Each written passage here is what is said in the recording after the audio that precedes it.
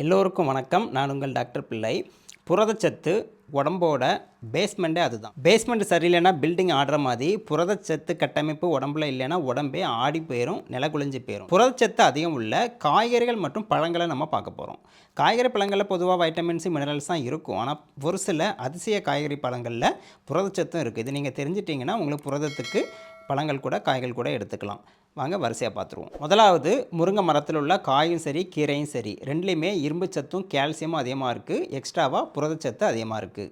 ரெண்டாவது காய் பார்த்தீங்கன்னா புரதச்சத்துக்கு ப்ரொக்கோலி சொல்கிறோம் இல்லையா, இது காசிஃபரஸ் ஃபேமிலியில் வரக்கூடியது. அந்த ப்ரொக்கோலி, முட்டைக்கோசு, காலிஃப்ளவர் இதில் ப்ரொக்கோலி பெஸ்ட்டு. 100 கிராம் அளவுள்ள ப்ரொக்கோலி சாப்பிட்டா அதிலிருந்து 2.5லிருந்து 3 கிராம் அளவுள்ள புரதம் கிடைக்குதுங்க.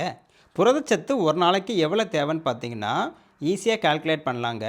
1 கிலோ பாடி வெயிட்டுக்கு 1.5 கிராம் தேவை. அப்போது நான் 60 கிலோ இருக்கிறேன் அப்படின்னா எனக்கு ஒரு நாளைக்கு தேவையான புரதத்தோட அளவு 90 கிராம். மூணாவது, பசலைக்கீரை. இதில் இரும்புச்சத்து மாதிரி புரதச்சத்தும் அதிகமாக தான் இருக்குது. நாலாவது பார்த்தீங்கன்னா பைசம் சட்டைவம் படிச்சிருக்கோம்ல சின்ன வயசில், பட்டாணி தாங்க. பட்டாணியில் 100 கிராம் அளவு நீங்கள் சாப்பிட்டீங்கன்னா 5லிருந்து 7 கிராம் அளவுள்ள புரதம் கிடைக்குது. அஞ்சாவதாக காளான். இது மஷ்ரூம் சொல்கிறோம் இல்லையா, புரதம் நிறைஞ்சிருக்கு இதில். இப்போ இந்த 5 வகையான காய் பார்த்தீங்கன்னா உங்களுக்கு வைட்டமின் மினரல் மட்டும் இல்லாமல் புரதத்தையும் அள்ளி தருதுங்க, ஆல் இன் ஒன். அடுத்தது, பழங்களில் புரதம் எங்கெங்கே அதிகமாக இருக்குன்னு பார்த்துடலாமா. முதலாவது, நம்ம ஊர் கொய்யாப்பழம், விலை மலிவான கொய்யாப்பழம். வைட்டமின் சி நம்பர் 1 பழங்க இது.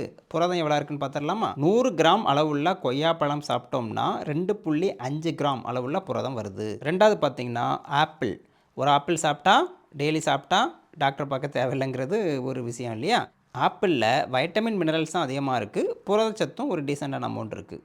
மூணாவது, அவகடோ ஃப்ரூட்டு, பட்டர் ஃப்ரூட் சொல்கிறோம் இல்லையா, இதில் நல்ல கொழுப்பு ஒமேகா 3 நிறைய இருக்குங்க.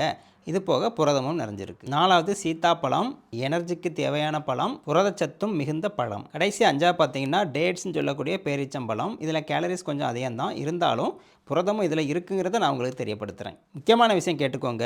இன்றைக்கி நான் உங்கள்கிட்ட சொன்னது எந்தெந்த காய்கறி பழங்களில் புரதமும் இருக்குன்னு தான் சொல்கிறேன். அதுக்காக புரதத்துக்காக நீங்கள் இதை நம்பி இருக்கக்கூடாது. புரதம் உங்களுக்கு வேணும் அப்படின்னா நான்வெஜ்ஜில் உங்களுக்கு சிக்கன் ஆகட்டும், முட்டையாகட்டும், மட்டன் ஆகட்டும், காடை இதெல்லாம் உங்களுக்கு பிரயோஜனப்படும்.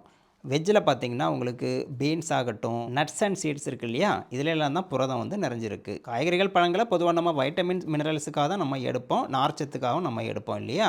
ஆனால் இதுலேயும் புரதம் இருக்கனால இது உங்களுக்கு ஒரு அடிஷ்னல் போனஸ், அவ்வளோதான். ஸோ இப்போ உங்களுக்கு புரிஞ்சிச்சு இல்லையா.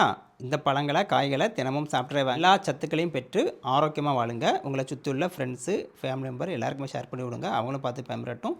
வழக்கம் போல் லைக் பண்ணுங்கள், சப்ஸ்கிரைப் பண்ணுங்கள். மீண்டும் அடுத்த வேளையில் சந்திக்கலாமா. நன்றி, வணக்கம்.